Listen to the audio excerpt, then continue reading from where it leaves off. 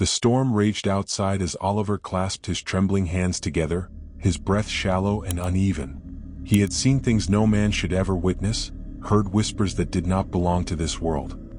His skin prickled with an unrelenting sense of unease, a feeling that had become his constant companion ever since that fateful day.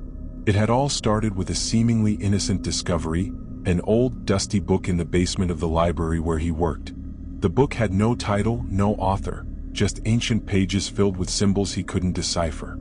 The leather binding was cracked with age, and an eerie sensation coursed through his fingertips the moment he touched it. It wasn't just a book. It felt alive, as if it had been waiting for him. As he traced the embossed patterns on the cover, a chill ran down his spine. It was not the kind of cold that one feels from a winter draft. It was deeper, crawling beneath his skin, settling into his bones like an unwelcome presence. He looked around the basement, suddenly hyper-aware of the silence that surrounded him. But was it truly silent? A faint rustling noise tickled his ears, like dry leaves skittering across stone. The dim light flickered above him, casting elongated shadows that stretched and recoiled like living entities. He held his breath, waiting for the flickering to stop. When it did, for the briefest moment, he swore he saw a figure standing just beyond the reach of the light, tall, gaunt, and impossibly still. But when he blinked, it was gone. Oliver, driven by insatiable curiosity, ignored the signs. He took the book home, unaware that he had just opened a door that should have remained shut. That night, the whispers began. At first, they were soft, like the rustling of leaves, but soon they grew urgent, insistent. They spoke in a language he did not understand, yet somehow felt in his bones. He awoke drenched in sweat, his heart hammering against his ribs. His room was dark, but something was different. The air felt thick, pressing against him as if he were being watched. He turned toward the mirror across the room and froze. His reflection was wrong. The image staring back at him was him, but not him. The eyes were sunken, the skin paler than it should have been. And then, with deliberate slowness, the reflection lifted its hand, pressing skeletal fingers against the glass. Oliver's breath hitched. He hadn't moved, but his reflection had. A slow, curling smile spread across the figure's face. The light on his nightstand flickered violently before going out, plunging the room into absolute darkness. The whispers surged, growing louder, closer, clawing at his sanity. He scrambled for the switch, his fingers trembling as he flicked it on. When the light returned, his reflection was normal again. But the whispers never stopped. The days blurred into one another. Time became fluid, slipping through his grasp like water. He would wake up exhausted, unable to recall if he had truly slept. Objects moved when he wasn't looking. Books that were on the shelf would be on the floor, doors he had closed would be slightly ajar. The whispering voices turned into guttural screams in his dreams, pulling him deeper into a darkness he could not escape. He tried to get rid of the book. The first time, he threw it into the fireplace, watching as the flames devoured the pages. But the moment he turned away, there it was, pristine, untouched, waiting for him on his bedside table. The second time, he buried it deep in the woods behind his house. He dug a hole as deep as he could, his fingers raw and bleeding by the time he was done. But when he returned home, the book lay on his pillow as if it had never left. The third time, he tried to drown it. He held it beneath the murky surface of a lake, pressing it down until his arms ached. But then, something grabbed him. Ice-cold fingers wrapped around his wrist, pulling him toward the depths. He fought, gasping, choking on water, until he finally broke free.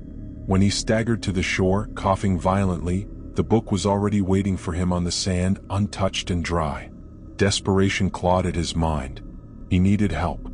Dr. Eleanor Graves was an expert in the occult, her office hidden behind a maze of old streets and forgotten alleys. It took Oliver hours to find it, and when he finally stood before her door, he hesitated. The air was heavy here too, as if the very walls carried secrets best left undisturbed. When she saw the book, her face drained of color. "You should not have touched this," she whispered, her voice barely above a breath. "It belongs to them."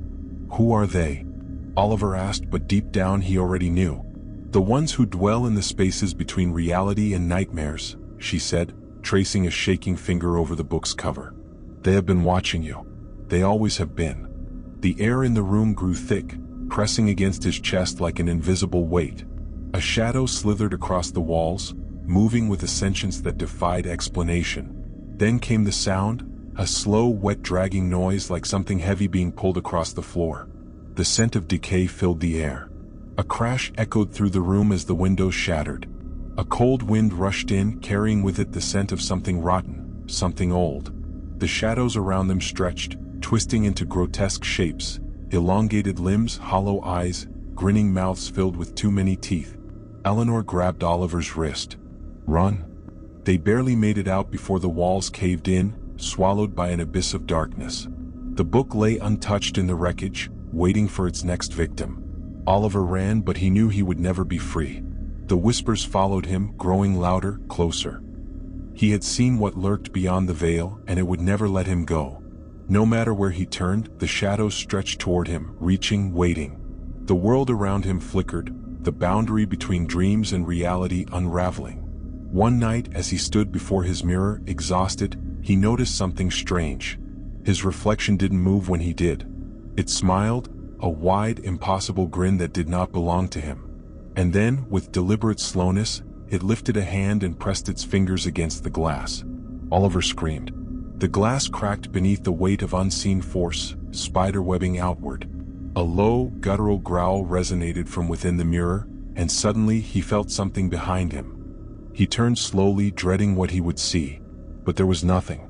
Just darkness swallowing the corners of his vision. The whispers crescendoed, voices overlapping in an endless cacophony. His head throbbed.